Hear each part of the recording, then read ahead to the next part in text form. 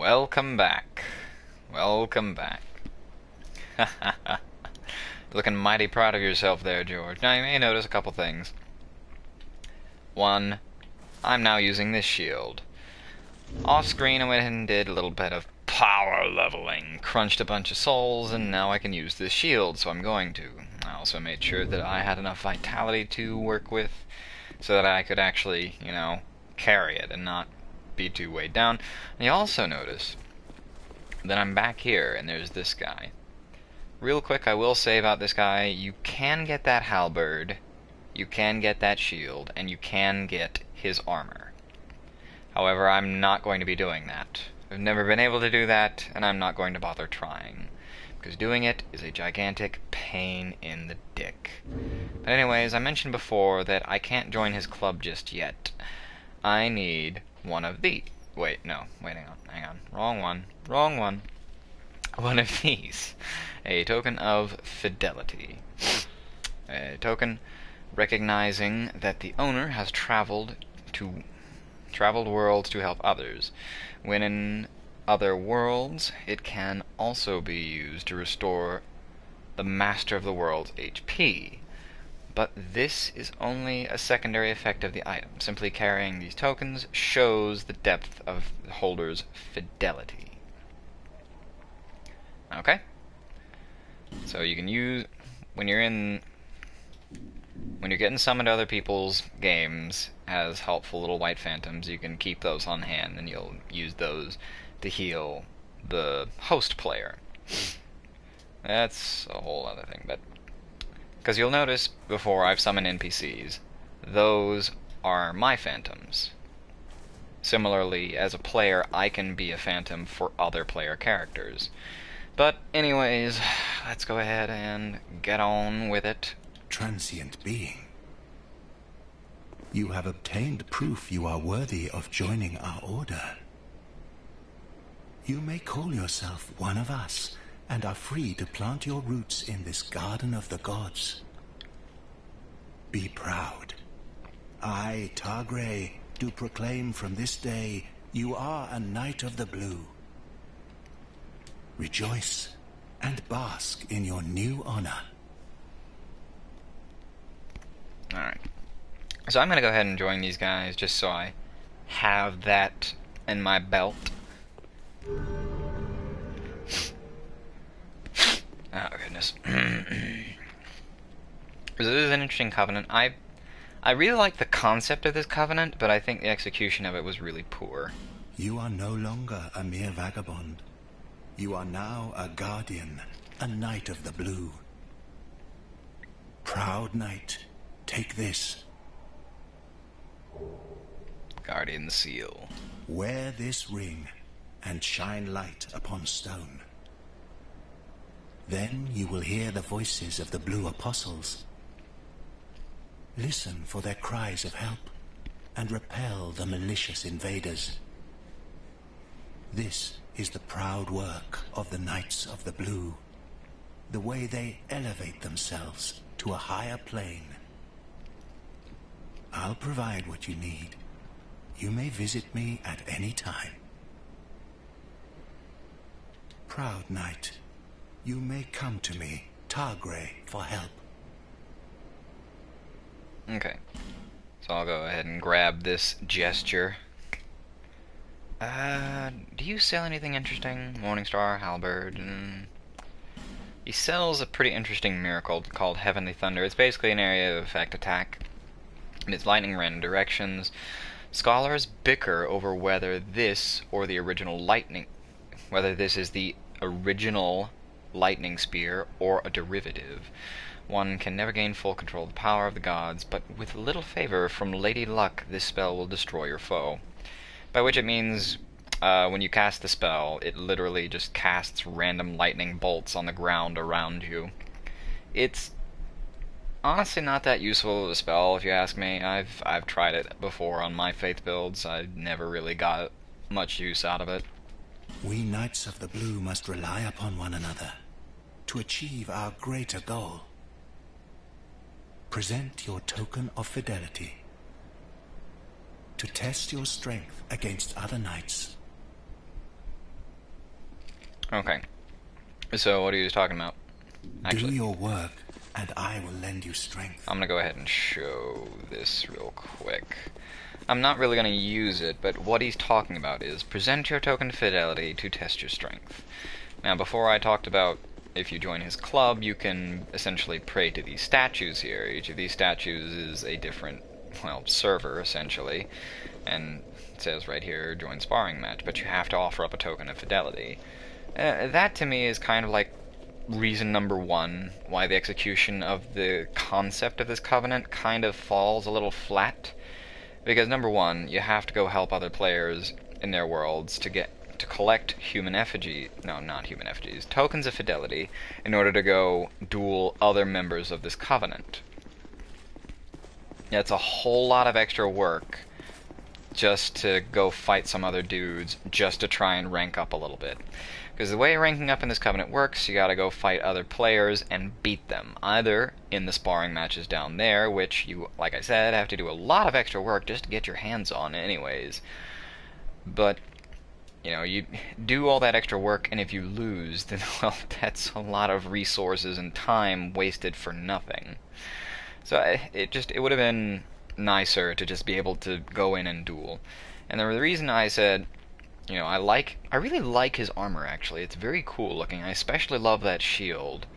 But the reason I say that it's pretty ridiculous is because you have to get to, like, rank 3 to get all of his equipment here.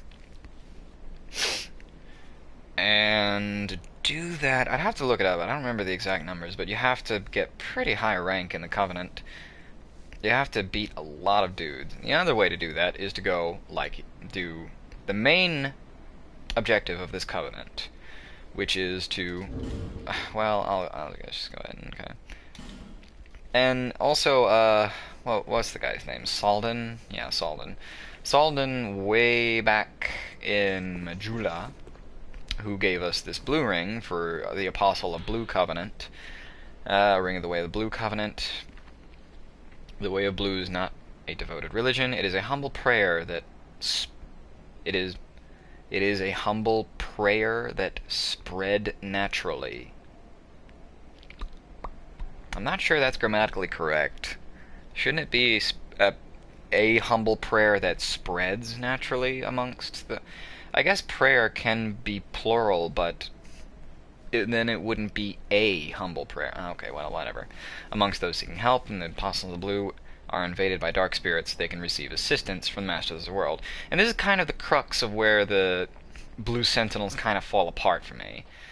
Guardians at Seal, Blue Sentinel Covenant. Join the Covenant, wear this ring to be automatically summoned to the worlds of Blue Apostles who have been invaded by dark spirits.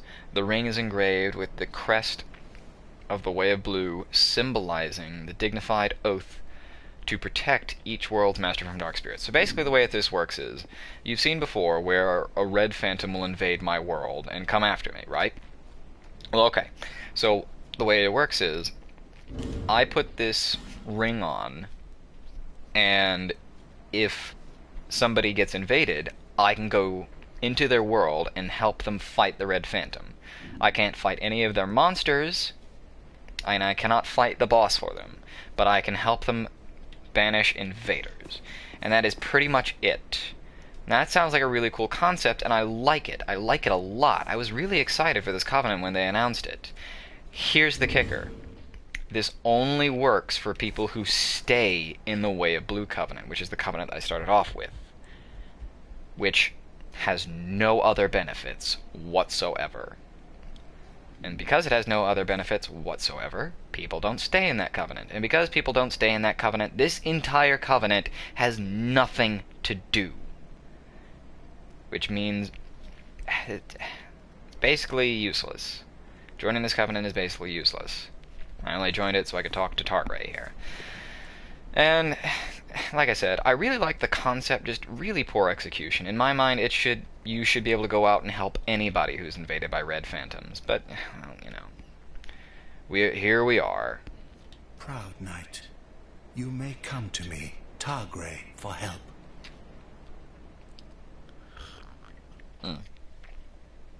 You got anything else for me, Targray? Proud Knight, aim high in all things. Yeah.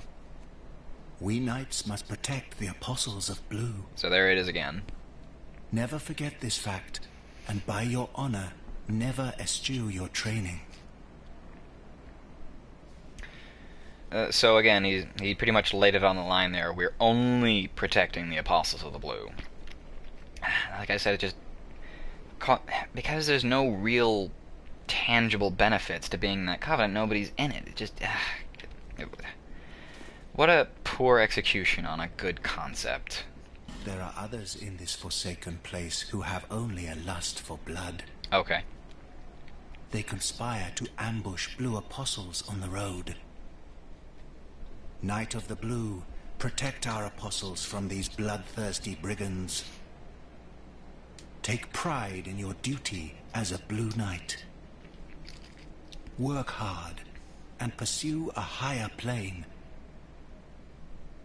We Knights of the Blue must rely upon. Present your token. Yeah, okay, so he's officially cycled through. Do your work, and I will lend you strength. So, the bloodthirsty guys he's talking about is kind of like the opposite version of this covenant. And I'll show them off much later on, because I have to go get an item to join them as well. But, similarly, this covenant, in winning duels, you earn cracked blue-eye orbs. Now, you'll notice that I also grabbed some of them from the old knights that are hanging out in here. Online play item. Well, that's some important lore right there.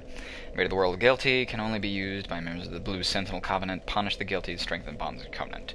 So pretty much as people go invade others as Red Phantoms, they get guilt racked up. And as a Blue Sentinel, I can go try and punish them. As I can invade their worlds as Blue Phantoms. Now, let's see here. Where am I going next? I could go try and do the Lost Bastille, but I don't want to. I have somewhere else I have in mind. Now that I have some fragrant branches of yore to work with, I can go ahead and unlock a different area first. I think this is a good idea. Well, anyways, I just kind of want to go ahead and get some more NPC dialogue out of the way, and that's what's waiting for me up this way. Real quick, do I have spare outfits? Yeah, pretty much. I guess I could, yeah. There's a thing coming up here where I'm going to need a spare set of clothes. Don't worry about it, don't worry about it. You'll know it when you see it. I'm not going to tackle this next area just yet, but I do want to go ahead and get into it so I can teleport later. Just out of convenience, really. And also so I can say hi to this guy.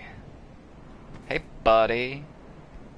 Is that your dead body there? That's cool. I mean, you know, I'm not judging. I'm just going to go ahead and raid this corpse. Hope you don't mind. But hey, how you doing? I love his boots. I want his boots. They look good. Have you business with me? The way under is all blocked up, you see, by this god-awful statue. Heavens above. Who thought it a good idea to put it there?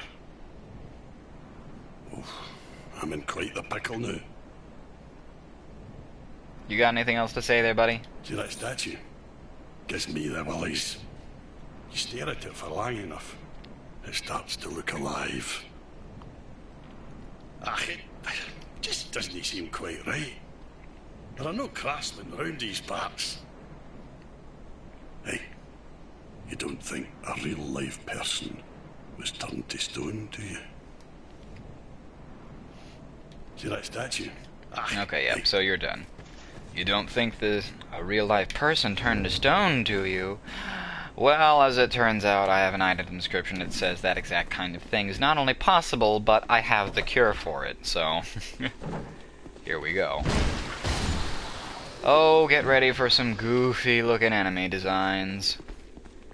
Okay, I'm actually going to show this one off. Just as soon as you can figure out how doors work. You can do it, little buddy. Oh!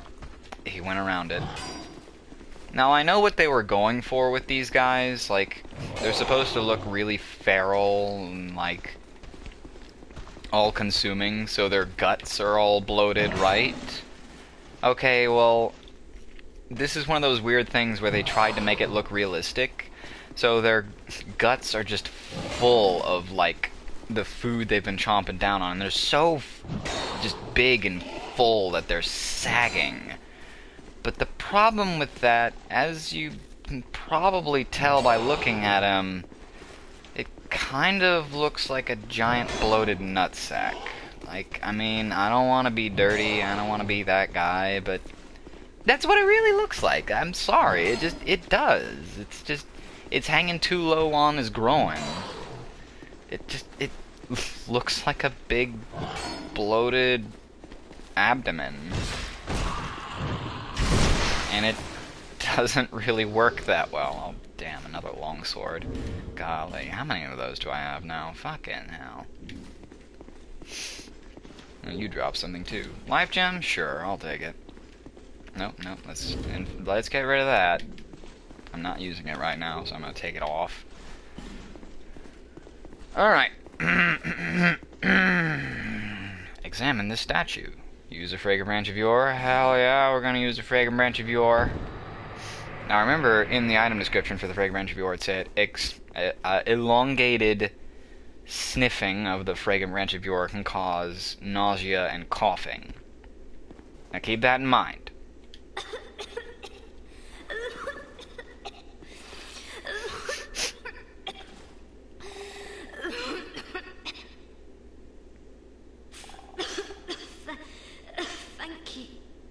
Thank you.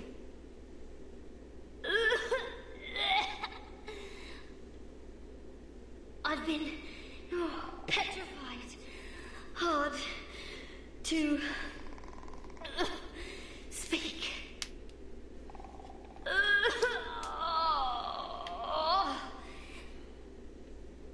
Give me a moment, please.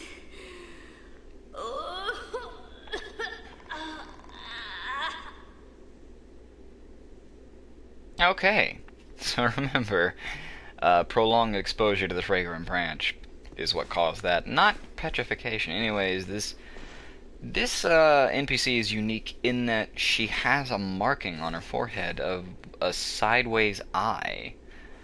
I don't really know what that's supposed to signify. I don't really know much about it, but it is kind of interesting to note. Also, her dress is a mess. I'm fine. I think... No. I'm fine. Really, I am. My name is Rosabeth. Thank you so much for rescuing me.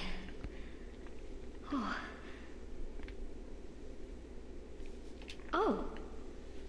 You're that traveler. Yes, I am. I still haven't thanked you. You just did. Well, I'm quite a hand at pyromancy. Not that I need that. So perhaps you could consider this my thanks. What? A prism stone? A prism stone? That's your big thank you? Amazing. Especially after you just mentioned pyromancy. This has nothing to do with pyromancy. Prism stone, a lightly warm rock, emits a beautiful phasing aura of 7 colors with a rare 8th. The prism stone does nothing special, but if you feel you may lose your way, it can serve as a path marker. That's it. That's what prism stones do. That's it. That's all they're good for. Okay, thanks, I guess.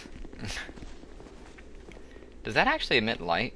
It seems to actually emit a little bit of light. Oh, that's kind of a nice touch, actually. But these, again, another holdover from Dark Souls 1, but in Dark Souls 1 they actually had an actual purpose, you might say.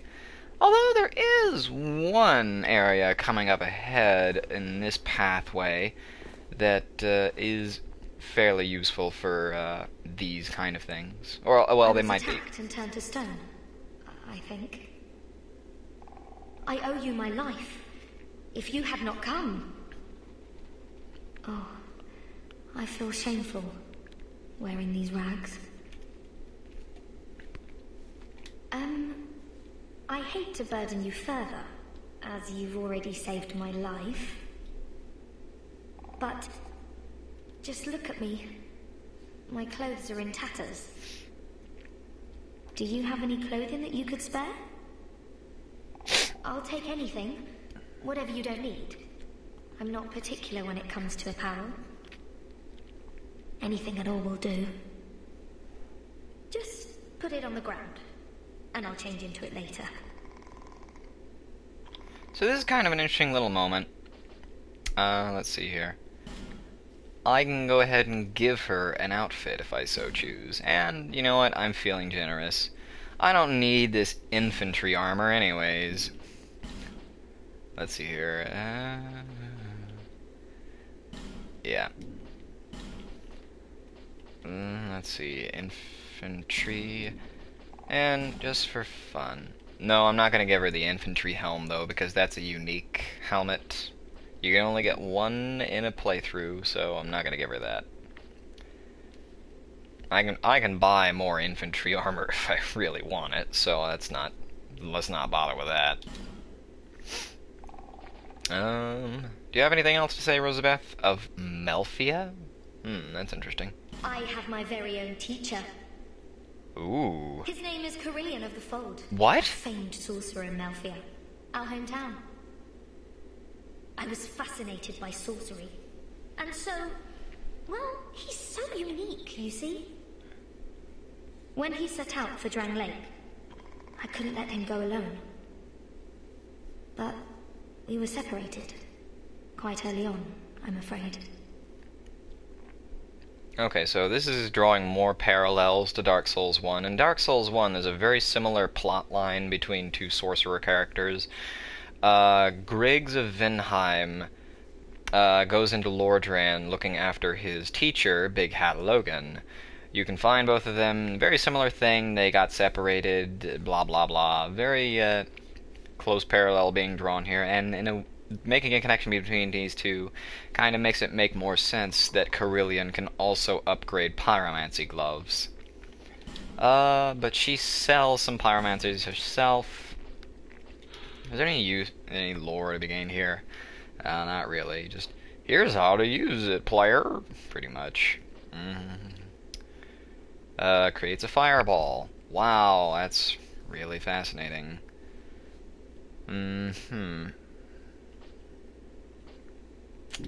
Nah, doesn't seem to be too much lore to be gleaned there. You got anything else, Rosabeth? I'm rather unskilled. My lord probably ditched me.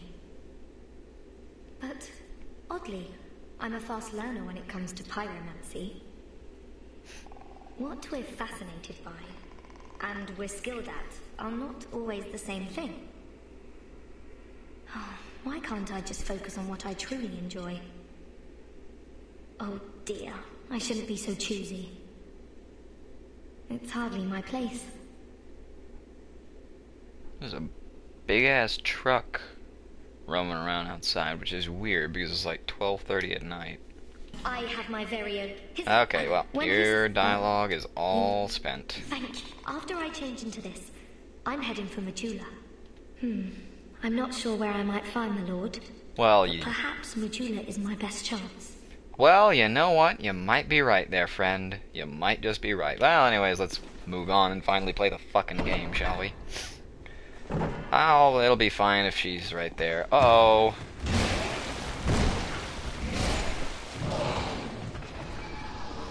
That door closed, and I was ambushed.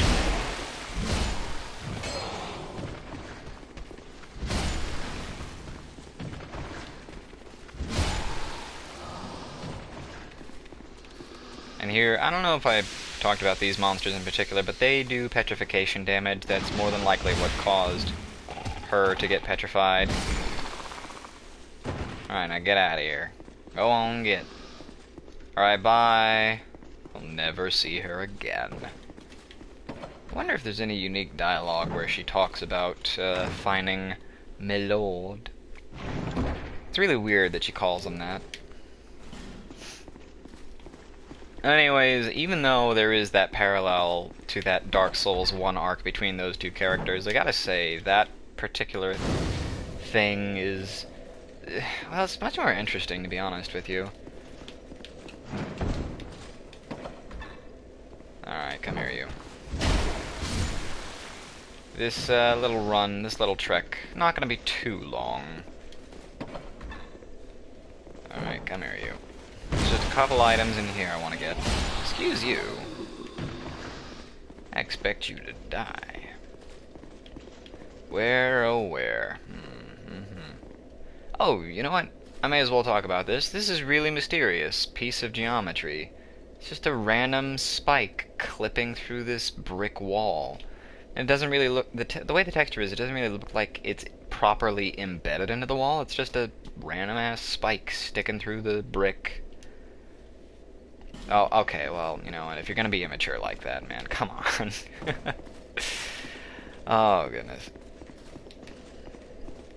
Oh, Dark Souls messengers, I love ya, but you gotta... you're a little disappointing sometimes, guys. Speaking of disappointing, oh my god, these enemies. I can't get over that big bulging groin. What the fuck are you doing here? No, my friend, I asked you a question. There's this stocky little bulky guy, and his weapon is an anvil on a chain. It's ridiculous.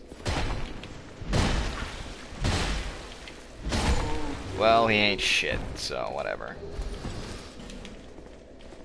I do like his armor, though. His armor kind of reminds me a little bit of one particular NPC. Oh, what was his name? The guy that... Domhall of Xena. That armor kind of reminds me of his armor a little bit. Just a little bit. Oh, and I don't know if I mentioned before, but I went ahead and bought an extra... Wait a minute, is this the thing? I bought an extra Great Soul Arrow, by the way. Oh my gosh, this is probably it. Ah, I've got to check this out. I saw this online. This is fantastic. No, that's not it. Yes, be wary of message, and then message ahead. Hurrah for message. Of course, well, okay, well, you... Hurrah for forest. Be wary of message and short message. Try tongue, but message. Visions of message. Visions of message. Visions of pointless message. Praise the sun, by the way, message. For happiness. Oh, that's delightful. Oh, just this tunnel of people just putting messages that say message. It's amazing.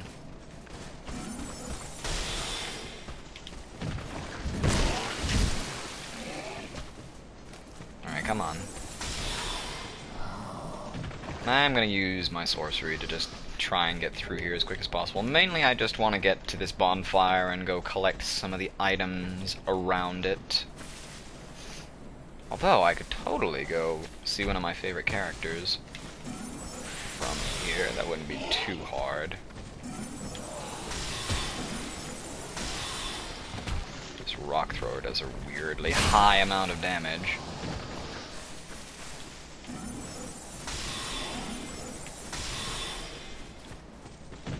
There's another one. Come here, buddy. You can do it. You can figure out the path.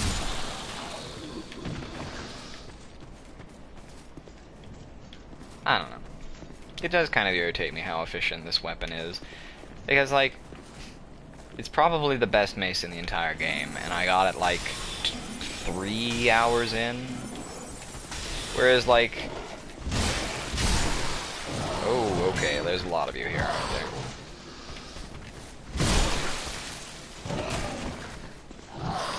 Well, whereas, like, say I want to do a build with a spear, right? Well, one of the best spear... Well, there's a few spears that count as that, but one of the best spears requires getting through, like... I would say maybe, like, a quarter of the game. So basically, you have to go through a lot more time and area to get the best spear. And there's another spear that you could arguably say is the best spear as well. And that's much, much further in the game than that other spear. Let's say, oh, these enemies. Let's see if, oh, yeah, there it is, there it is. So these are falconers. Now the falconers, I really wish they dropped their straight sabers. Those are a really good looking sword. They do drop that shield, and it's a good looking shield. And I think they drop their armor as well, which is kind of pointless because you can buy the armor right at the beginning.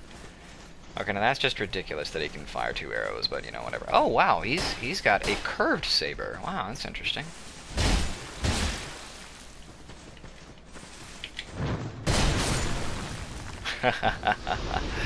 Worth it. So worth it.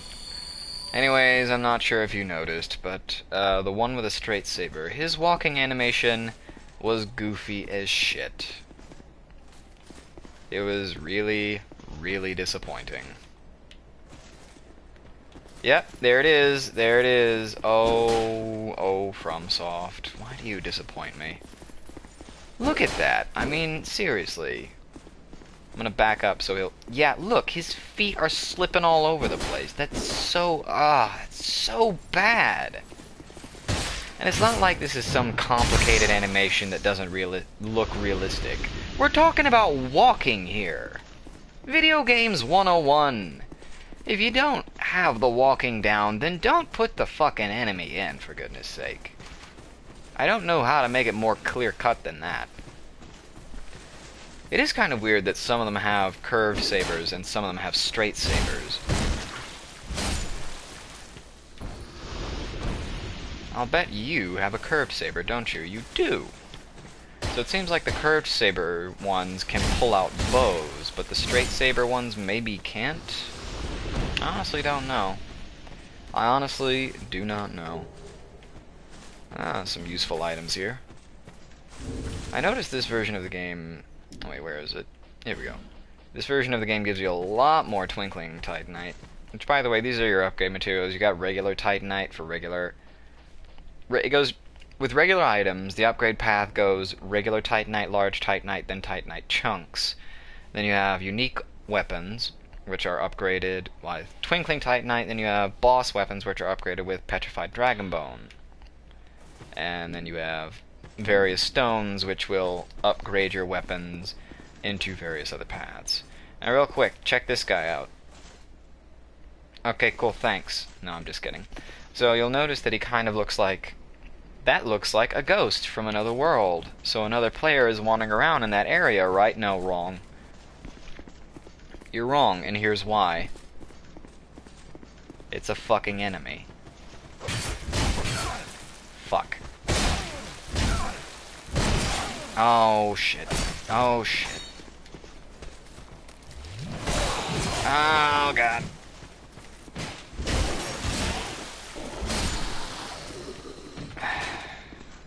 I really hate fighting these guys. Because you cannot lock onto them. And the thing about that is... Oh god, with that. The Golden Falcon Shield and the Dragon Slayer's Crescent Axe. Let's see here, the Golden Falcon Shield, that's the shield, this is the shield that the Falconers are using. Any lore to be parsed from this? Let's see, Falconers rumored. Falconers are rumored to be untrusting of others and demanding of prompt, full payment, but no wonder, they deliver much more than they are paid, and are well aware of it. Huh, that's interesting. Let me go get my good shield back on. And let's see, the Dragon Slayer Crescent Axe. This is a pretty good axe if you're going to do a Strength Faith build. Pretty good little weapon. I am a big fan of it. Oh god! Fuck. That's actually a ghost of a player. But because this is an area where those are enemies, it freaked the shit out of me. I thought he was getting ready to kill me. Oh my god. What was I doing? Oh yeah, that's right. Let's see here. Beloved Black Axe of the Gallant Shieldless Lothian, formerly of Pharosa. No warrior matched the ferocity of unbeatable Lothian, but he abruptly retired from the battlefield and was never heard from again. Some say he grew tired of the frailty of human foes and set off to slay the legendary dragons. That was a cool little story. I mean, it was cute. Didn't really, do much. Now, these are weird looking little things. I've played this game like 6 times, and I'm still not exactly sure what the heck these little gremlins are. Oh well. What you got for me? What? Are you fucking serious?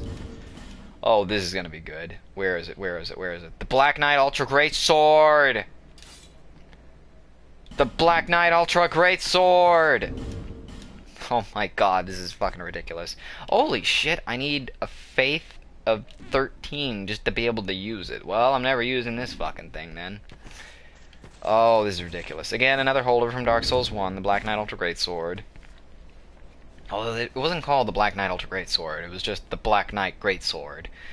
Because the Black Knights are larger beings, because they're a different race. So, even though this is an Ultra Great Sword to me, to them it would just be a Great Sword. And even then, the handle would need to be longer for that, but whatever. Again, another big, goofy, ridiculously oversized weapon. And I especially hate the design on this one, too, because, I mean, just look at it. The spikes on the middle of the thing, that's useless. That's useless to absolutely everybody. Oh, wow, it's big and heavy. You'll notice, though, that it does fire damage. Let's see. Do you have anything unique for me here? Oh, yeah. They changed that. That's a shame. Oh, they changed that too. Oh, that's such a shame. The original version of this in Dark Souls 1, your strong attack was a fucking launcher, and it was over the top and goofy, but it was so cool. Because, like, again, if you're gonna go for the over top and goofy thing, then go all in, man. Do it. Like, don't just give me the big goofy sword. Give me the big goofy sword that does a launcher that creates sparks on the ground.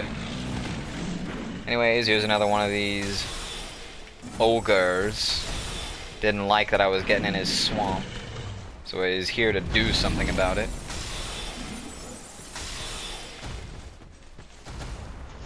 Oh, don't want that. Don't want to get hit by that. That's a command grab.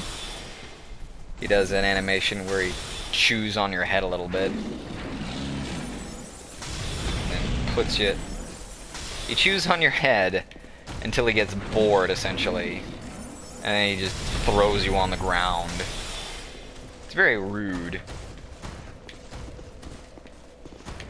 Alright, come on. Come on.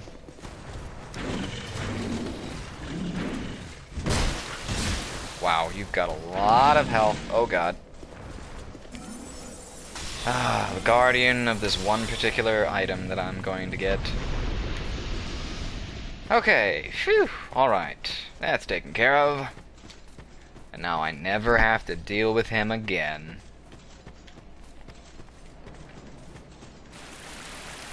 Anyways, now that the ogre's dead, let's climb around in his swamp. Ooh, the red tearstone ring. Again, another holdover from Dark Souls 1. Basically, if you have a very low amount of HP, you will get a sudden attack power boost. Let's see, the ring is rare. Tearstone reacts when the wearer is in danger, temporarily increases the wearer's attack power. Catha, goddess of tears, mourns the undeserving dead. Mourns the oh, well, excuse me. I guess I wasn't reading that fast enough for you, video game, now was I? Anyways, mourns the undeserving dead, shedding tears. Red as blood. It is said that the stone set in this ring is one such tear. Okay, fascinating. Well, let's go see if Rosabeth isn't back in Majula.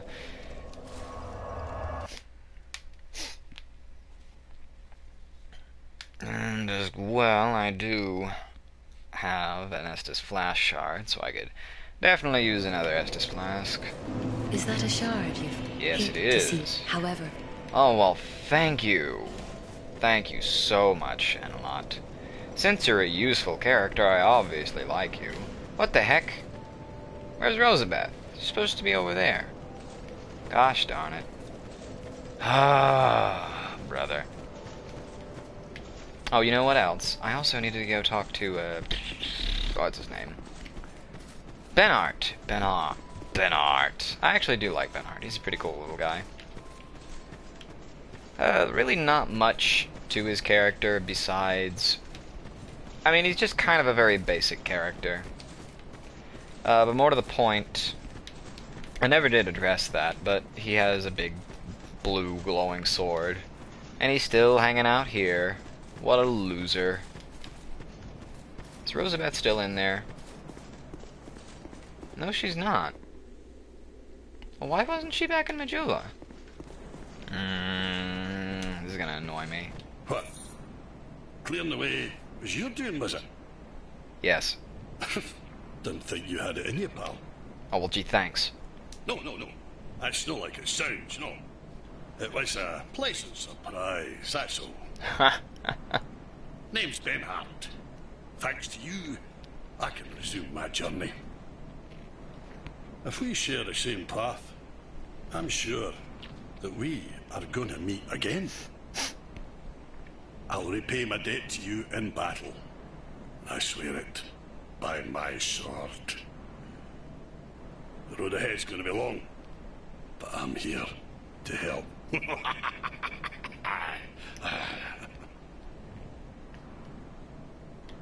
I am in. It's a true man who honours his debts, and I'll see mine paid.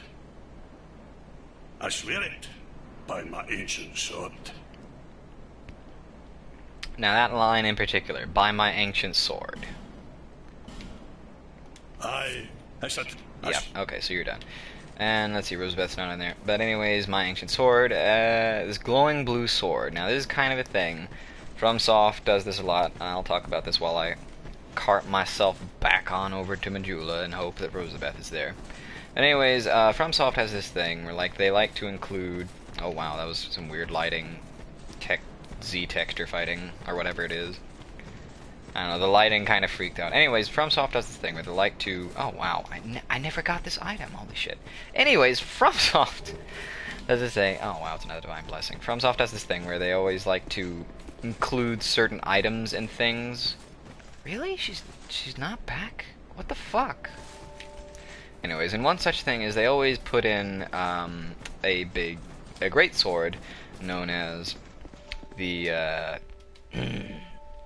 the Moonlight Greatsword, and it's kind of implying that that's the weapon that he's talking about, that he has, the Benhart over there. You need armor? I'm home. Oh, darn it. I sure? guess I must have missed it. But anyways, if you've talked to Mullen there after meeting up with Benhart, he'll give you a line about, did you meet that guy with the blue sword? He says it's an ancient heirloom, but I think it's a fake. Or something like that, pretty much. Rosabeth, come on. Ah, yes, there you are. There you are. Rosabeth. Why do I need to level up? Oh, I can get a level while I'm here. Oh, there you are. Hey! I'm here in Majula thanks entirely to you.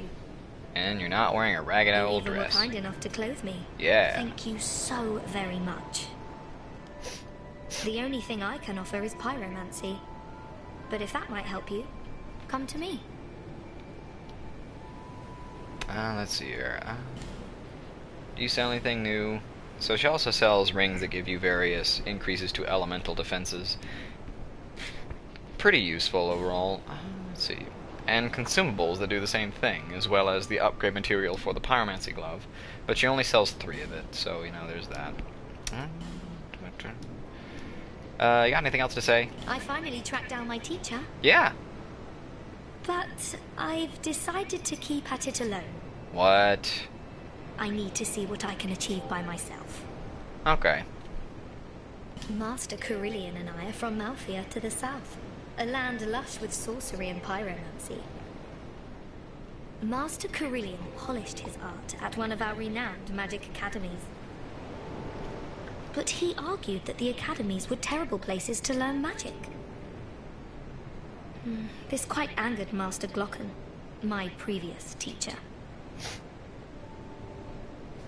Once Master Carillion spoke excitedly of this land. He made talk of the remnants of some great power and the deep abyss that surrounds it. What? The abyss? I tried to ask more, but he didn't seem to hear. Oh, I'll never be good enough, will I? It was a perilous trek across the mountains. I faced the most frightful things. The number of times I nearly died. I finally tracked down my teeth, but I need... Okay, so you're done. Be safe. I wonder if Carillion has anything new to say now that we've brought... You okay there, Carillion? You're turning your head mighty far there to look at me. Your visit is welcome. I trust you've kept up your studies. Yes. The forces of magic and souls, it is a fitting place. I suspect that I may even conjure up. Sorcery is yet a mystery, even to... Yeah, okay, so he's already said that before. Use scrolls. Already said that before. Untrained. Never forget. I sense a dark power here. Something akin to sorcery. Only more primordial. Oh. I wish to find out more about it. But as we see, this place is in ruins. Just what happened here? This is interesting. I never actually parsed this dialogue out of these two. Sorcery was created long, long ago. Some say it was originated by the Great Pale Being. Oh, wow. But we've no way of knowing if such claims are true. Many sorceries were lost over the ages. Before pyromancy, there were fire sorceries, but they are long forgotten. Wow, he's really dropping a lot of lore on you here. Primordial versions of sorceries, those are dark sorceries. That was a thing in Dark Souls 1, and there was also lore in Dark Souls 1 that suggested that there used to be fire-based sorceries that were basically bastardized and turned into the witless versions of fire magic that they are now, which is pyromancy. I say witless because it has no stat requirements, whereas sorceries have a requirement of intelligence. Sorcery and pyromancy thrive in Melfia. I've spent much time there, trying to perfect my art. But staying was a mistake. The fools there had no interest in truth. Their ambitions were paltry, and their smiles cloying. I was sick to the back teeth of their petty squabbles. There was nothing for me in that forsaken land. So the girl's been here, too. Aha! I'm glad to see her safe, whatever that's worth. Wow. He does not care about her at all. Like, you can tell in his tone, whatever that's worth. Like, oh my god. This is actually really interesting. The forces of magic and it is... you got anything else? Use scrolls. No, you seem to be cycled through. One day my teachings will save you. Damn. So no wonder she's decided not to pester him about continuing to teach her. That's really sad, actually. Of course, that's pretty much the end of those two characters and their arc together, and I know I said I was going to get another level, but this was not lit before. Oh, what could that mean? There's some kind of change in this area. Hey, I remember you. Hey, Licia. Oh, hello there. An honor to see you again. This room is not as it seems. There are two, not one pathways leading out. And only this lovely thing reveals the other path. And this, you lovely thing, only runs on miracles. does it now. Shall I provide you with one? You know what, Lycia? By all means, go right ahead. Let's pray together. Son of a bitch, she just touched that thing. She's a fucking fake. And of course, George doesn't know that because he was too busy on his knees praying. Ooh, ghost! Ghost, get out of my way. You got anything new to say? Miracles, you must have. Miracles began as tales told by gods.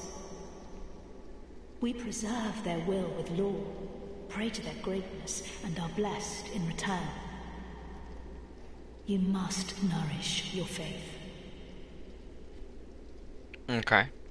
You got anything else to say? Miracles have been passed down through us since the first flame. More Dark Souls 1 lore. Isn't it extraordinary to think they've existed since the very origins of the world? And now, you can have this power for yourself. Don't miss out on the road to enlightenment. What is the first flame? Well, it's... You're not ready to comprehend it, I'm afraid. You require more faith and more miracles. Many more miracles. So again, you kind of get a concept of her character. How she is like, oh, what's the first flame? Well, how she stammered like that. Like, she clearly doesn't know. Except I do, because I played the first game. And I wonder if there's any lore to be gleaned from reading these item descriptions. Miracles are tales of the gods, passed down from long ago, but only a small number of the original tomes remain. Let's see here. The erudite Great Heal tome requires extensive training. There's a story passed down through generations claiming this band of knights once felled a poisonous dragon which menaced an entire nation. Interesting. Very interesting. Aha, wait, hang on. Here it is. Right here. This miracle is used by the resolute Lindelt clerical knights when fighting on the front lines. Lindelt. With a T. No D. But if we look at her name, Lycia of Lindelt. With a DT. So, you know, there again, it's pretty darn obvious. It's all there, and here it is again.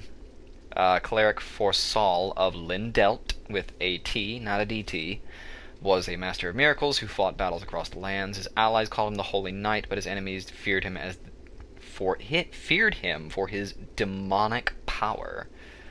I guess, you know, somebody keeping soldiers who have lost gallons of blood alive by ringing chimes might seem a little demonic if you don't understand what's going on. Let's see here. But again, Lindelt. It's all pointing to this fact that she's just a fake. She's not really a pious cleric at all. She doesn't even know how to spell the country that she claims to be from. Let's see here, Caressing Prayer. Now this is kind of interesting. This is kind of a rehash of... This was originally a sorcery in Dark Souls 1. I'm fairly certain on that. Basically, it just cures you of poison, but they changed it to a miracle in this version, which it makes sense to me. No lore here. Already talked about that. The curse slowly erodes one's memory until even one's birthplace is reduced to a figment and clouded past. But the bonfires are a constant. A beacon for the tragically afflicted.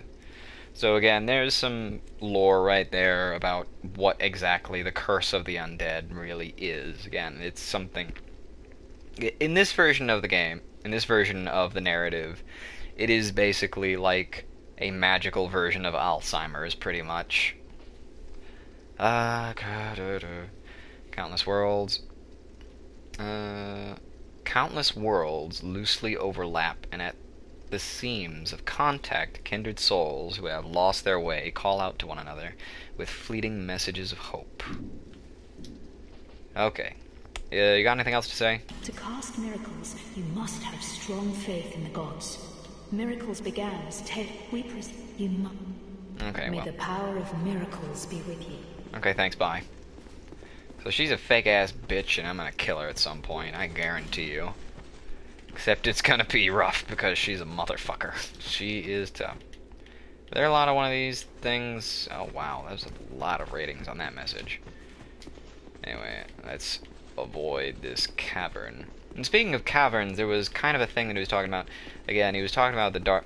Or Carillion earlier was talking about dark sorceries, which were a thing that erupted largely out of the Abyss DLC in Dark Souls 1. Ooh, okay. And that's kind of what that's kind of what they're hinting at when he says something more primordial. Primordial as in like the primordial being, the primordial human who is often credited as the father of the Abyss. And subsequently the abyssal sorceries. The primordial man, as it were. Manus of the Abyss. Again, that's all a bunch of lore from Dark Souls 1. Something that you wouldn't really get if you just picked up Dark Souls 2. Can I talk to this guy? I don't know who you are, but leave me be. The frailty of the weak disrupts the dark. So, okay. Here's a dude sitting in a shadowy corner, all by his lonesome, in a weirdly ornate chair. In the dark. And when I come up to him and say hi, he's like, well, you're weak, and mutters something about the darkness. So obviously, I don't like him. Anyways, again, I only came over here to go ahead and get this bonfire so I could travel to it. I think I'm gonna go ahead and take on a little bit of the Lost Bastille. Alright, let's get on through it, shall we? Whew! A lot of talking, a lot of standing around talking about stuff and not actually playing the game. But I mean, I do appreciate these games for this kind of thing. Let's see.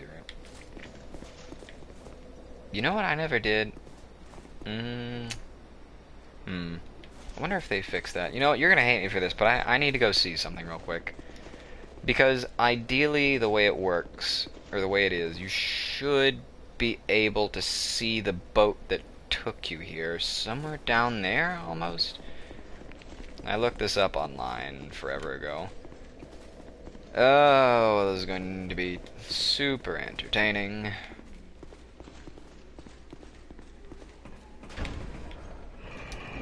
Oh, look, an elevator ride. Is there anything else that I can read about? Soul Vessel. It can allow reallocation of points, levels. No, not really. A lot of lore to go on there. They're mainly just mechanics items. Wait, hang on. Oh darn, I'm too late. There was a bit of lore on the Lord's Talisman. Because that was, again, another holdover from Dark Souls 1. Kind of a half-baked story about a character known as Allfather Lloyd. At least that's what it was in Dark Souls 1. Talisman used by Cleric Knights, blocks Estus said. Cleric Knights use these to hunt down the accursed undead. Cleric Knights fight blah blah blah. Not really. Anyways, yeah, you should be able to see the boat from that ledge somewhere down here. I think. Let's see here. Anyways. They fixed it. Good, good, good. I forgot about this, but in the original version of the game, at least I think they fixed it. I can't see it from here. Nope. Yep, they definitely fixed it. This game uses impossible space to kind of hide various geometries. Except in the original version of the game, they didn't hide the geometry for the Lost Bastille, and you could actually see into the lower levels from here. And in fact, I do believe that little piece sticking out right there is a part of the level geometry above me that's still slightly visible. Anyways, that's just something I needed to share real quick. I just, out of curiosity, wanted to see if that was still like that. And, you know, admittedly, Dark Souls 1 and Dark Souls 2 are kind of filled with all sorts of half-baked stories that they don't really go into a lot of detail in. Stories like the story of Allfather Lloyd and what have you. Dark Trotches. Interesting. Is there any lore on anything? Let's see. Blessed Charm cures poison, restores HP. Many such charms are blessed. Yeah, so let's see here. I'm facing the same direction, so the boat should be somewhere down to the right. Ideally. Just from a sensible geometry thought process, I should be able to look down here and see it. But as you can see, it is not there. And a lot of level geometry that you're looking at right now was not visible from down there, even though realistically it would be. Again, okay, what have you got here? Shut up with that. I know exactly what reference you're making, you bastard. Oh, come here. Flaming bolts, excuse me? Shut up. Ouch! Ah, you bastards. Man, they are a really big fan of putting archers with fucking fire projectiles in this version, aren't they? Let's see here. Well. Alright.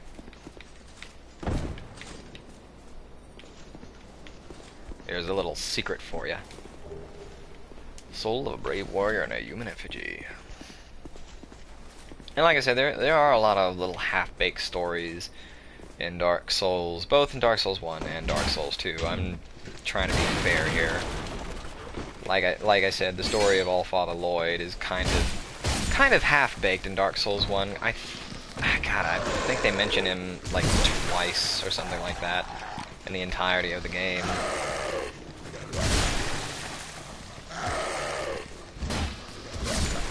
For real with that?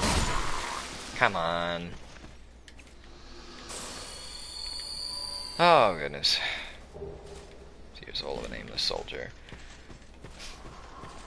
What the heck? Oh, you gotta be fucking kidding me with this. Well, let's go ahead and get rid of you. Oh, God! Oh, no. Oh, no, I've only made this worse for me. Oh, God. Oh, I can't believe it. I can't believe it. I'm still up. Oh, not for long. Oh, not for long at all. Oh, God. Oh, God. Oh, it's all going downhill.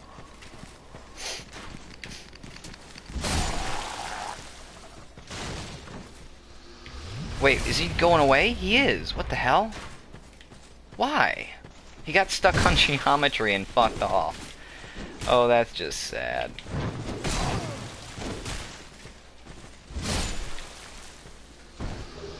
Hey, the Royal Swordsman armor. Cool. Okay. So the Royal Swordsman, oh wow, it's heavier but also worse. That's kind of sad. The Royal Swordsman armor, pretty decent armor, good looking armor. Let's see here. Armor of Royal Swordsman. Its shape provides defense while allowing great mobility. Stripped of ornamentation, this armor is designed strictly for battle. King Vendrick supplied his bravest men with the best armor available in the face the great giants, but very few returned alive. Yeah, pretty interesting a little bit. You can kind of see, like, this is one of the things that people love about Dark Souls, and it's one of the things that I really like about Dark Souls, is that as you find more and more pieces... Ooh, another Splash Shard. As you find more and more pieces, you find more and more lore to kind of put together the pieces of this picture, of, like, what this place is and what happened here.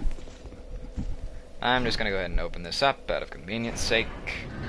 Convenience-y sake. I'm going to ignore those dogs. Goodbye, dogs.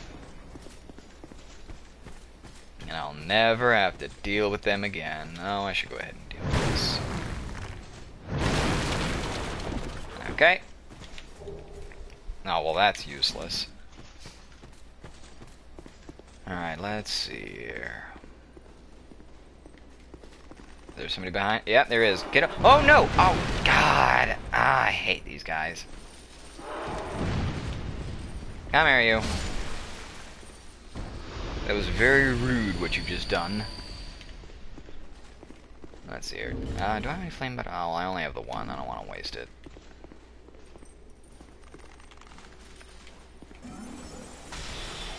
Yes, perfect.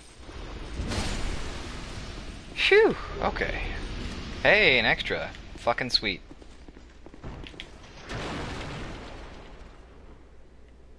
Wow, I could have sworn I heard something. Anyways, since I have extra, I'm gonna go ahead and light this.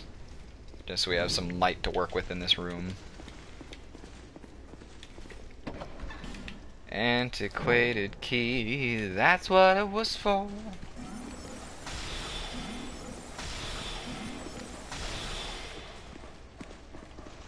Alright, come on. Come on. Alright, there you go. I just realized, do I have... There's something that I'm gonna need, and I don't think I have it. Wait! I've got one. Okay, never mind. Ah! Oh, God! Oh, my God! Oh! Oh, you scared the shit out of me. Oh. I was actually hoping he'd drop his helmet. I really like their helmets. Oh, God, that really scared me. Oh, hope I get this right. I got it right! Cool. Fantastic. And that's how you get the Wanderer set.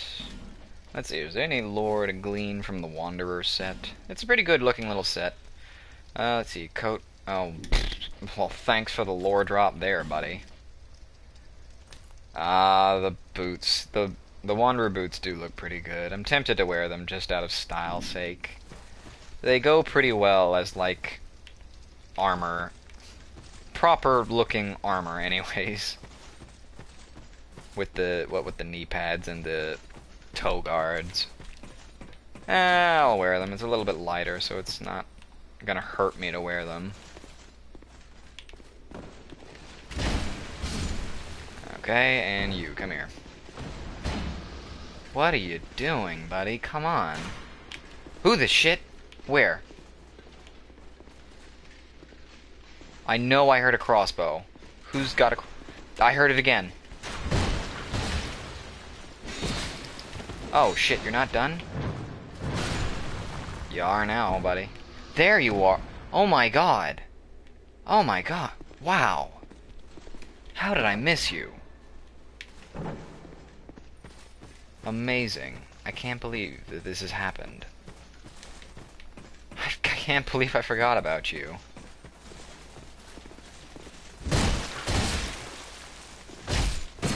Nope. And you're done. Okay. Now let's see here. I hear rattling chains, which means there's more of those guys. Oh, goodness. Excuse me. Rattling chains, so there's more of those guys around here somewhere. Oop. Well, this is a perfect vantage point as any. Yep. There we go. There's a secret here. A little secrety secret. Oh, and there's an item up here too. I can't see for shit in there.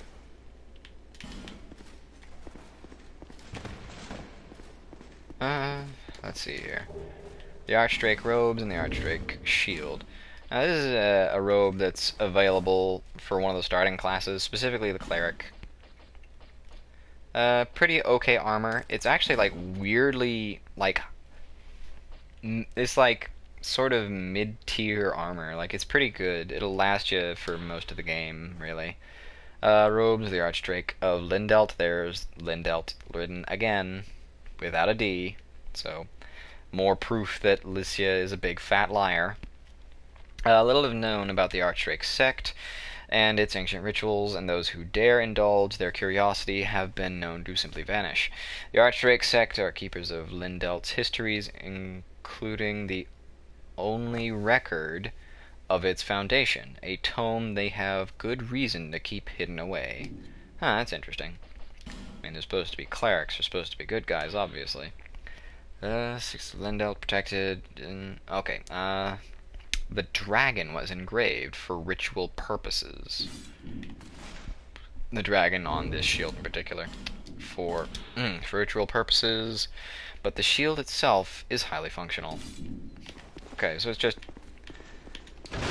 So, you know, not much is known about them. Do I have? No, I don't.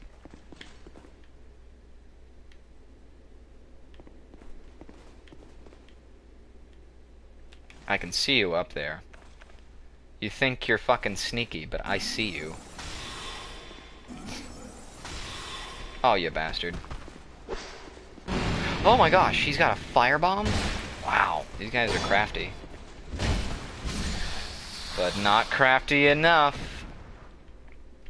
Also, I should mention, I didn't really talk about it before, but these guys also drop their... Oh my goodness, it's so dark. Oh, that's better. These guys drop their armor, but they're really fucking stingy about it.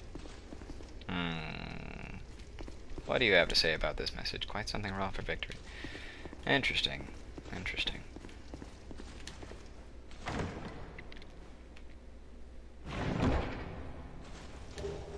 Ooh, the bone staff, eh? Is that a better staff than what I have?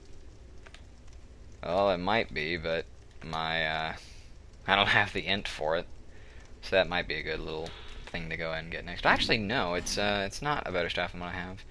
It has it'll be good for hexes, which are dark magics, but it's not as good for sorceries, really. Alright, anyways. It actually has a lower base damage, too. Ooh, the parrying dagger. I probably should have been more careful about that. Phew, okay. Oh yeah, the twin blade, I forgot about that. Partially because it's terrible. Oh, the twin blade is a really disappointing weapon to me for reasons. And let's see here, is there anything else up here? I don't think there is, but I'll go check. And this might look familiar. This is the path directly above where Macduff is hanging out. But I'm not going to go this way just yet. Well, I mean, I'm not. I'm going to go this other way, I mean, is what I mean to say. Oh, fuck off, you liar. I hate when people do that. It's really sad. Like, there's more people that are lying about illusionary walls than there are people alerting people to the illusionary walls. It's just really kind of nonsensical. Oh, okay. Here we go.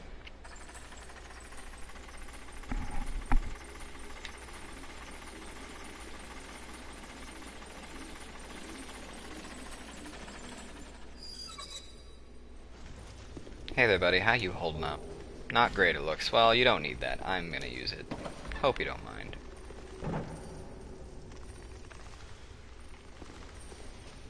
You.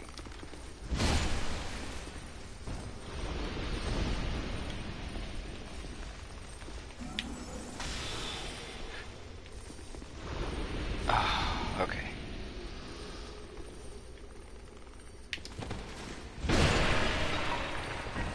Whew. Okay. Alright, let's see here. There's a couple things I need to... Oh, for goodness sake. There's a couple things... Look at all of them. Just look at them, the bastards. Fuck you. Fuck you. Fuck you. Oops, I missed. Oh, and here's a little trick that I never bothered to show off, but you can kind of, sort of, manually aim when using the binoculars. It's a little finicky, but if you have a rough idea of where your reticle is, then you can do it. Oh, it's locked though. Oh well. And here we have another one of these guys. I'm kind of tempted to maybe come back to him later though.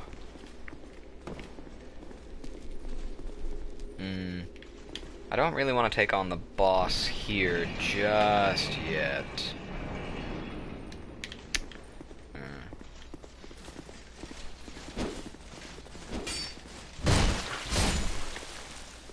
though it would be very useful to do so. 8 life gems. That's pretty decent little crop right there.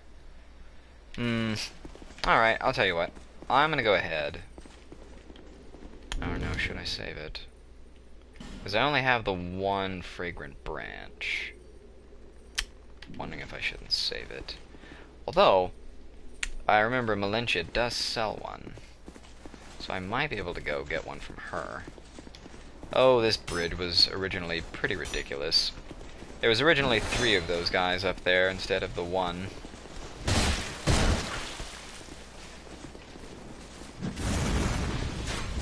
It's also pretty interesting that these guys throw fireballs like that. They seem to know pyromancy. I could get at least 2 levels, or I could get that fragrant branch. I'm pretty sure it's around 12,000. I'm thinking I might go ahead and get the fragrant branch just so I can go unlock that guy. Where the fuck did you go? Whoa, whoa, whoa, hold on, what the fuck?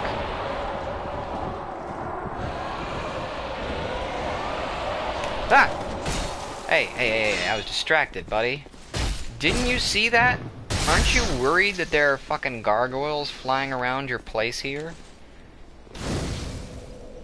I mean, for goodness sake, dude.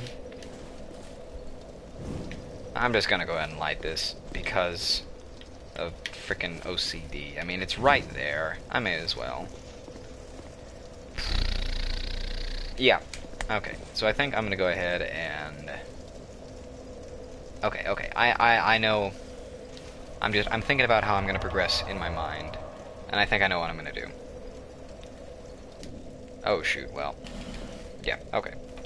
Nope, I got this. I totally got it. Don't worry, everybody. I have some vague idea of what I'm doing. And if all goes well, I'll beat a boss by the end of this. Maybe. I mean, who knows? Anything could happen. Pretty much anything could happen. Unfortunately, I will have to forgo getting a couple levels, and that does bother me a little bit. Yes. Where is it? Ah, there it is, just like I thought. 12,000. Goodbye, 2 potential levels. Alright. Off to Sinner's Rise we go. Oh, or no, should I go ahead? No, I'll go ahead and do this while I'm here. I may as well. Yeah. First, now this is a really baffling thing to me, but as you can see, there's a bonfire right here next to this enemy. Like, who thought that that was okay? Oh, please be your helmet. Darn it. I really want their helmets. Their gauntlets are really good looking too. And pretty decent gauntlets overall, so that's useful too. I hate how stingy they are with their armor, and part of it is because they drop so many different things that the random number generator freaks out trying to deal with it all. Because they drop life gems, but they also draw things that lower your poison, common fruit, but they also drop a helmet, a breastplate, a pair of gauntlets, and a pair of leggings, and a sword. So let's see here, that's 1, 2, 3, 4, 5, 6, 7, 8. No. 7. Oh, God. Well, good job, jackass.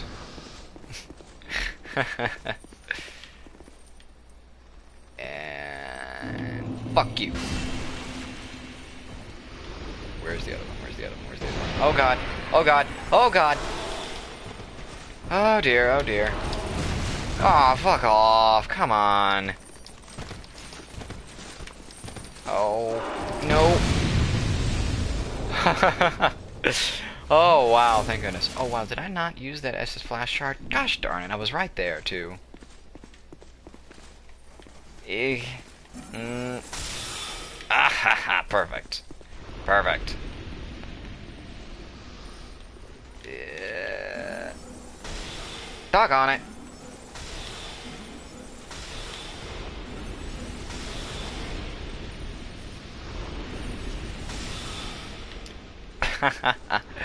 I killed him by hitting his ankle. Yeah. Phew! Okay, alright.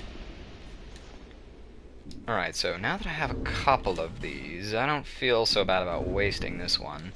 Because you don't really need to do this, but this guy's a pretty useful NPC.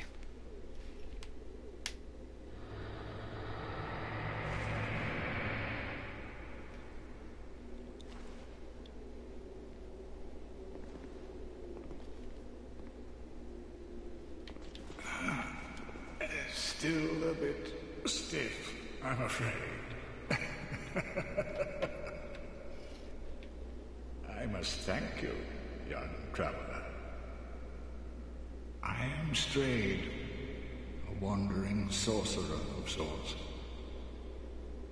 I've been a guest for a very long time, but I don't think that anybody will miss me.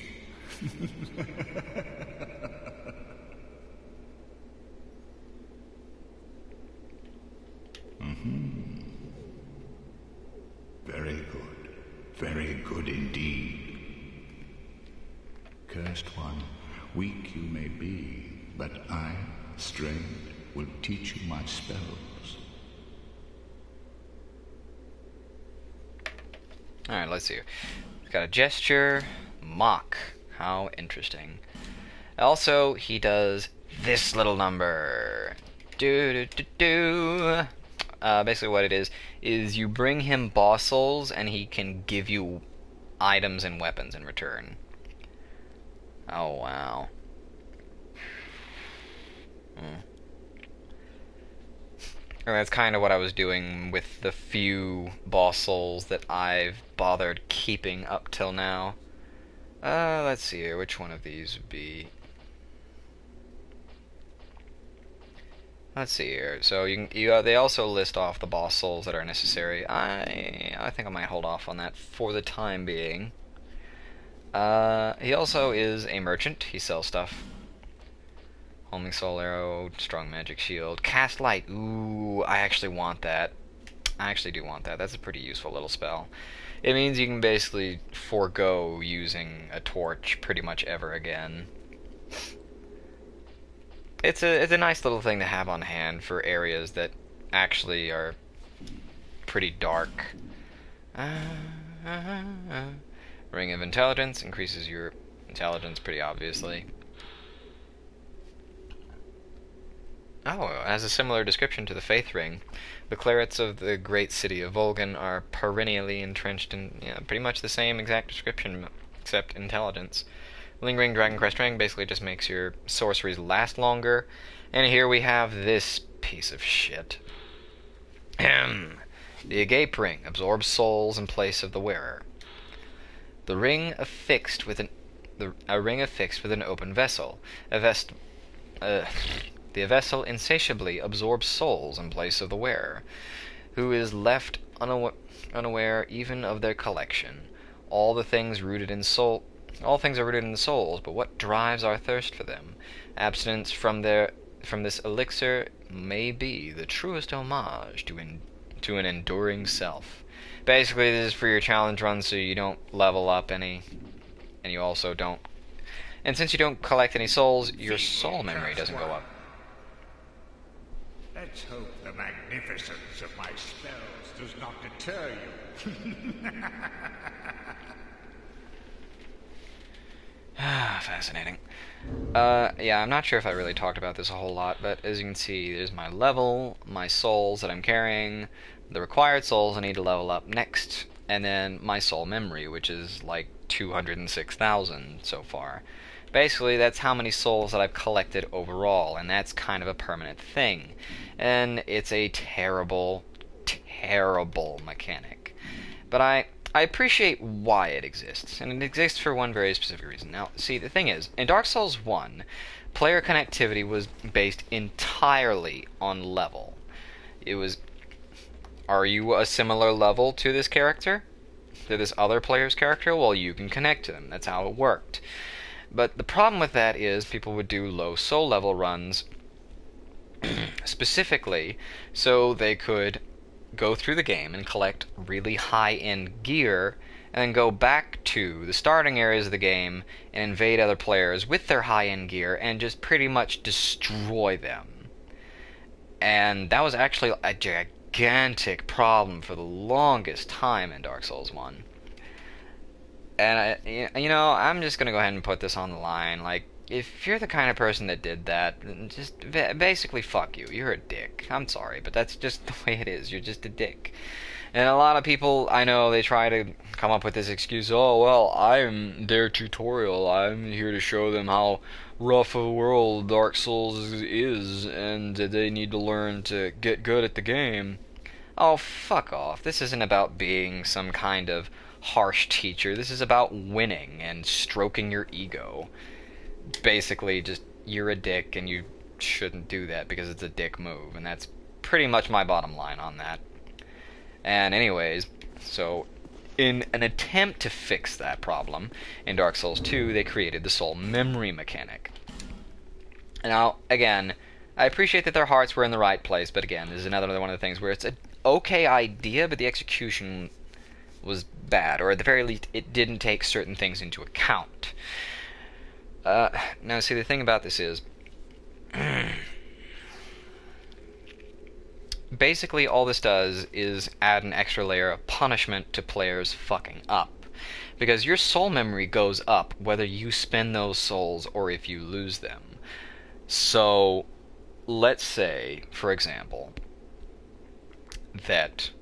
Let's just go ahead and say that you had, like, I don't know, like 10 levels worth of souls on you. I don't know why you'd have that many souls on you, but let's say you fall off a cliff, and then on your way to collect them, an enemy kills you. Those souls are gone. You have lost them. But your soul memory has stayed the same. So you're in the same tier as somebody who is 10 levels above you because you fucked up. That is harsh. That is ridiculously harsh. I know a lot of people probably, as soon as they hear me complaining about that, probably rushing a type right now, oh, that's the punishment. That's what you get for making that mistake, and you'll know better to do better next time. Yeah, but haven't you ever heard of the punishment fitting the crime? Like, you've already lost 10 levels worth of souls. That's souls that you're gonna have to earn back in order to use. That's already such a significant punishment, and the time lost on gaining those souls, hours of time lost, and to pile everything on top of it, now anybody that you come across is going to be 10 levels higher than you, so anybody that you bring into your world to help you will just rock everything because they're higher level than you, or any enemies that you fight are going to rock you because they're higher level than you. It's ridiculous. And here's another good example of why this is a bad idea. If you're like me, you like to collect all the armors in the game, which means going out and farming tons of souls to go buy them, which means raising your soul memory tier shit tons just so you can have plenty of stuff in your wardrobe so you can play dress up. Or, completionist sake, because you just want to collect all the pieces and the equipment in the game because there's an achievement for it or some shit like that. And it doesn't take that into account either. Or the fact that arrows are kind of expensive, and, keeping yourself topped off with arrows, or the fact that int builds require a lot more souls because you have to buy high tier spells to use later on in the game. There's so many things that the soul memory mechanic doesn't take into account, which just kind of ruins it. And adding the agape ring back in was their attempt to fix it because souls. I need souls, you cursed fool. I'm sorry. If you seek my strength, bring me soul. Bigger, stronger soul. So, anyways, as I said, the agape ring absorbs the souls for you, so you don't gain the souls and your soul memory doesn't gain the souls. That was their big attempt to try and fix that. Except that didn't fix shit, because the soul memory mechanic is still there, and on top of that, now people can rush on into this far into the game, grab the agape ring, and then rush through other parts of the game to get high-end equipment further on in the game, and then we're going right back to those starting areas and be the same tier of soul memory to come at new player characters and new players with high-end gear and rock their worlds. We've gone full circle. The problem has come right back to us.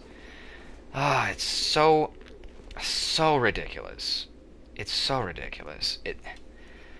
Just look, okay? Here's how you fix this, okay? Add a connectivity modifier based on equipment, okay? It's really all you gotta do. If someone has a fully upgraded piece of equipment, make it harder for them to connect to players in starting areas. Or better yet, just make it so that players can't be invaded in the starting areas anyway.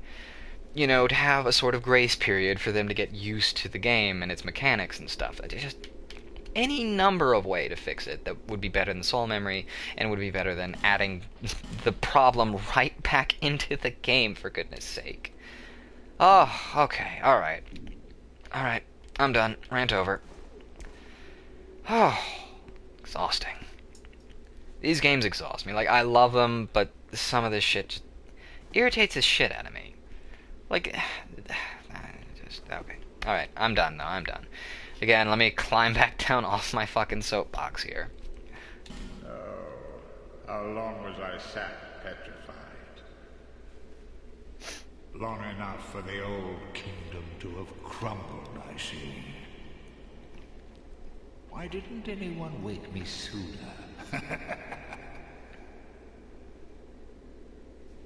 Drang Lake. I've never heard the name. Is that what they call this place now? Very good. Very good indeed. The cursed ones were imprisoned within this land. Of course, you came of your own free will. The people fear the cursed ones like a plague. Some people would rather keep dreadful things out of sight, out of mind. In the end, they swept them up and corralled them here. So very typical of meek minds, don't you think? Once people became aware of their own frailty, they seized anybody they found undesirable, cursed or no, and impounded them here. Whoever posed even the slightest threat was removed, all so that they could sleep better at night. They even turned the great Strayed into a stone. That's interesting. Many kingdoms rose and fell on this tract of earth. Mine was by no means the first. Anything that has a beginning also has an end. No flame, however brilliant, does not one day splutter and fade. But then, from the ashes, the flame reignites, and a new kingdom is born, sporting a new face. It is all a curse. And it is your cursed flesh that will inherit the flame.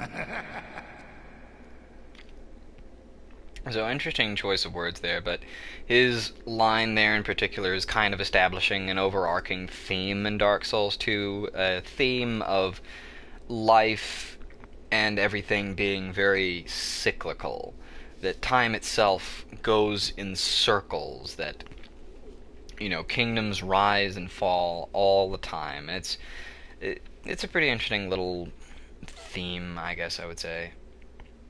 And it was something that was starting. It was the establishment started when we talked to Shalquar, I believe. She said something about that. Pyromancy was created by the ancient witch of fire. Oh, interesting. She harnessed the power of flame and melded it into pyromancy. The witch led her daughters into war against the old ones. But legends are legends. What are you prepared to believe?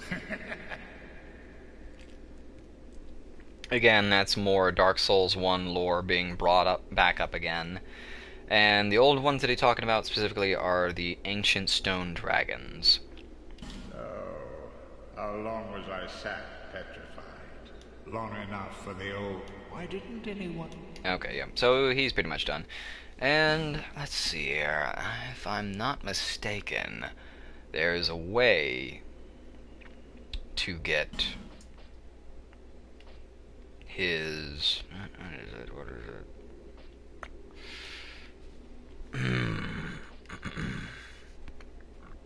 Oh, excuse me. There's a way to get his set, and I think you have to trade 3 souls to him. But for that, I'm going to need a few more souls. Let's hope the mag... Okay, yeah. I might be wrong on that, and if I am, I might just be wasting these perfectly poppable souls. Let's see here. Proud Knight, large. Soul of a Proud Knight. Let's just use one of these, shall we? Okay, well that's a little more than I was hoping to use, but whatever, that works. So, if bigger. Let's see here. I don't really want that. I guess I'll get this. Oh, I'm gonna have to raise my dexterity a little bit, but I'm gonna get this. And...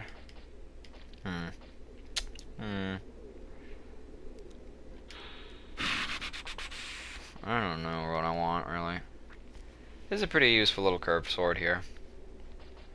Well, I'll go and get this. Alright. Now, if I did this right, he should... Drang Lake. Is that what they... Very good. The cursed... Of course. The people... Some people, in the end... No, I might have had it wrong. I'll have to look this up. They see who it... They... Many in it. And it... Pirate... What? Yeah, I did this wrong. Oh, no, no, stop. Alright.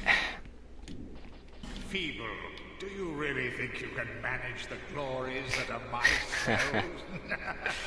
So that is kind of funny, too, how it's like, if you don't buy anything, he's like,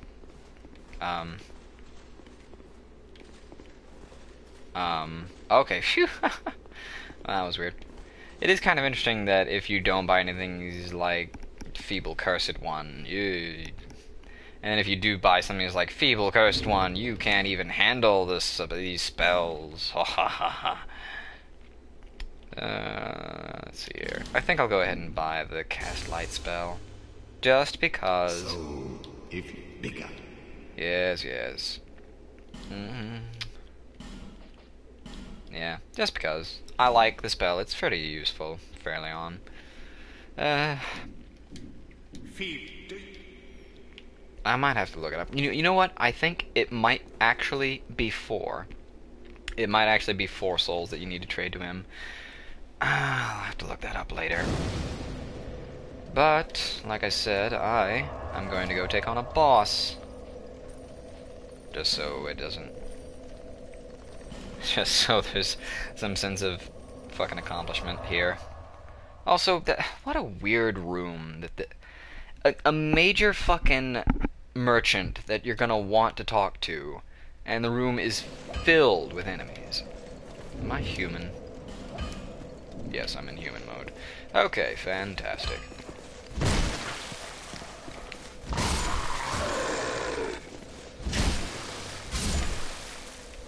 Alright, this shouldn't take too long.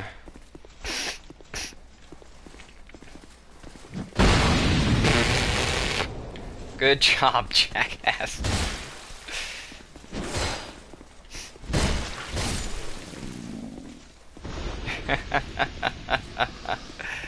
Ah, that was amazing. Alright, come on, buddy, let's go. Oh my god. Come on, guys. Oh, alright. I better hurry this up. This is already running long. I didn't mean it to, but yeah, I just got caught up talking about stuff. But I mean, that is something that I appreciate about these games. Oh, shit. Okay. No, it's fine.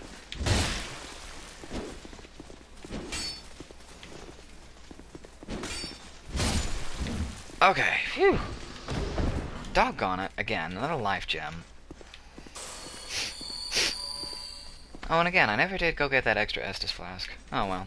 I should be okay. I mean, 5 and plenty of life gems as usual. But like I was saying though, that is just something that I do appreciate. And you'll notice that this guy has the same set that we started off with at the beginning of the game when we were Crummy Hollow.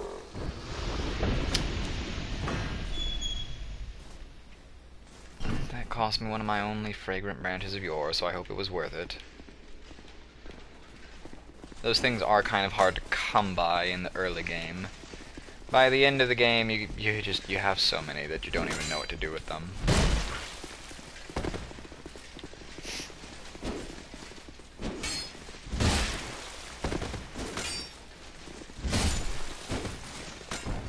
Alright. Alright. Okay, there we go.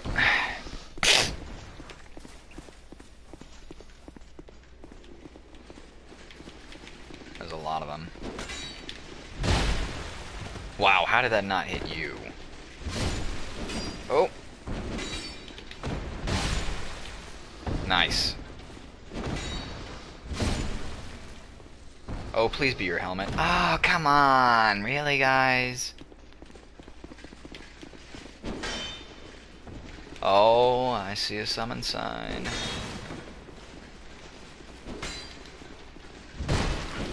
Ouch.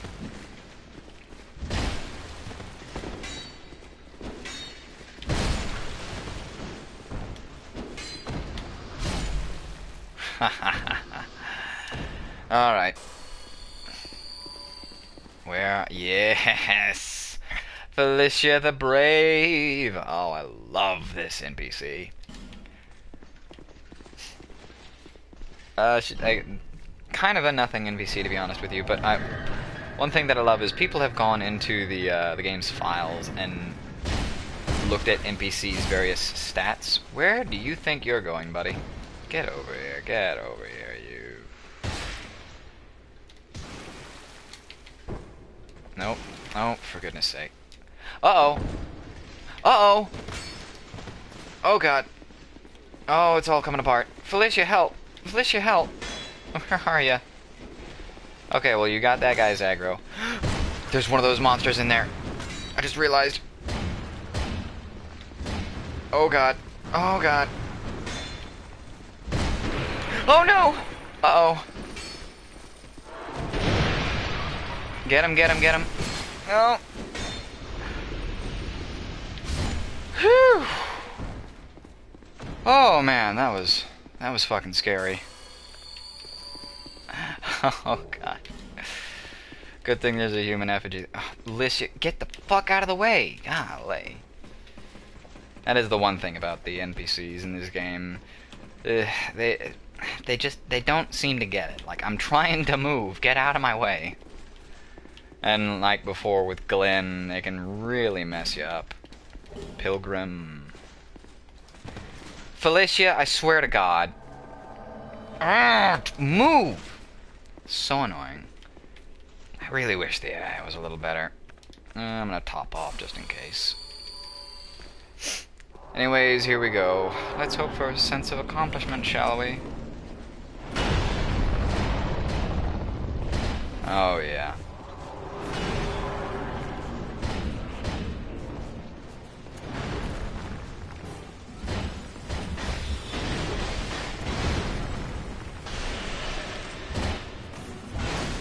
Felicia's pretty useful because she has that big old shield, so she can tank for you. But Pilgrim Belclair here, even more useful because these guys are fairly susceptible to the old sorcery.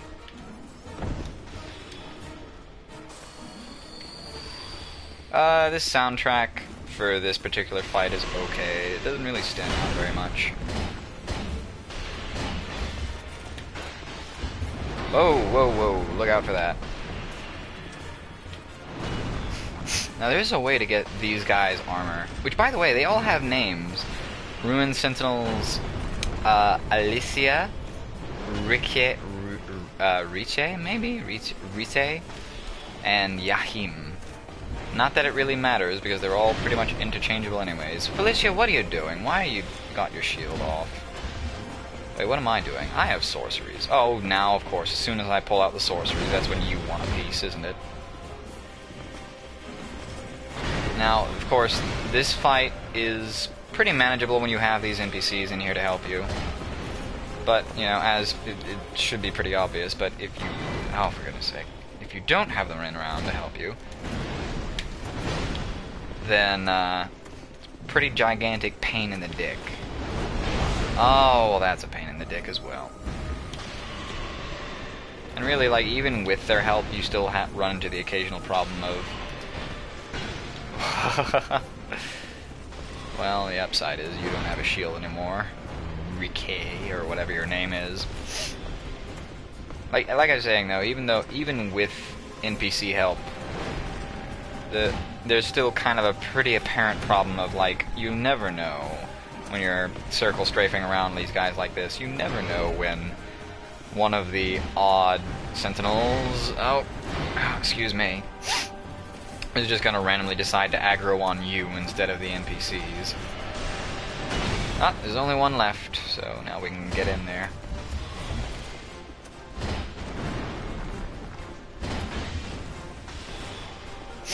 Come on. I'm gonna top off just to be safe. I mean, I've got plenty of Estus left, so it doesn't matter.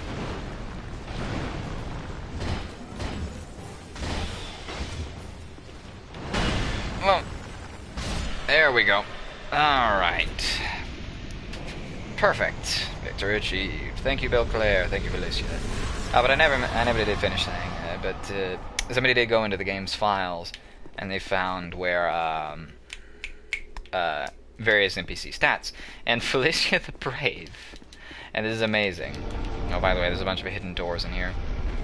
Felicia the Brave has got, I think it's like 1 point of intelligence and like 99 points of strength. It's incredible. She's not the brightest bulb, but my goodness, if she couldn't power lift a truck. It's kind of amazing. It's actually kind of random, if you ask me, that there's all these weird hidden doors here. The Hush spell. Let's see here, and Homeward Bone. You can usually actually make that jump. I don't recommend doing it, but you can. Alright, let me just get on over to the next old bonfire. And we'll call it there, shall we? Alright. Target shield, eh? That's probably useless. Oh, and I never did say it, but... Well, the Pursuer shield is actually pretty decent. I don't have the strength to use it yet. I don't really care for the way it looks, though. Actually, you know what? You know, I say that, but it's already growing on me all of a sudden. And it does have better protection overall, and the same stability. So yeah, it'll... If I can get my strength up... Oh, you know what? I opened that up to look at the target shield. Ah, here it is. It's, small shields, protrusions... No, not any lore to be gained here. And an empty room! Of course there is. Why wouldn't there be? I'd be insulted if there wasn't an empty room hidden behind a secret door. I hear chains are rattling. More secret doors. Secret door, secret door.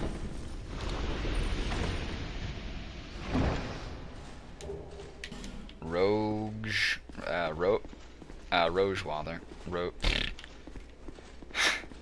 Hi everybody, I'm talking. Oh, there you are, skeleton. Don't give up, friend. And you'll see that there's another one. Oh! There's a special variant of those mummy guys hiding in that little cage there, and he explodes. Alright, let's see here. Before we finish up... Ruin Sentinel soul. Now, it is kind of interesting that there were 3 of them, but you only get the 1 soul, but hey, whatever. The soul of the Ruin Sentinel created a creation of the Jailer. The Ruin Sentinel has no corporeal form. It is only an empty soul that haunts the armor. So those were not guys in armor, those were actually manipulated armor. They're basically just souls inhabiting suits of armor. Kind of interesting little bit of information there. But before something happens to me, just in case. But that's as good a place as any to call it there. Sorry, this... Oh, Ghost, go the... Get out of here. Get out. Go on, get out. Sorry, this ended up running a little bit long. That's entirely on me. But, goodbye, everybody. Goodbye.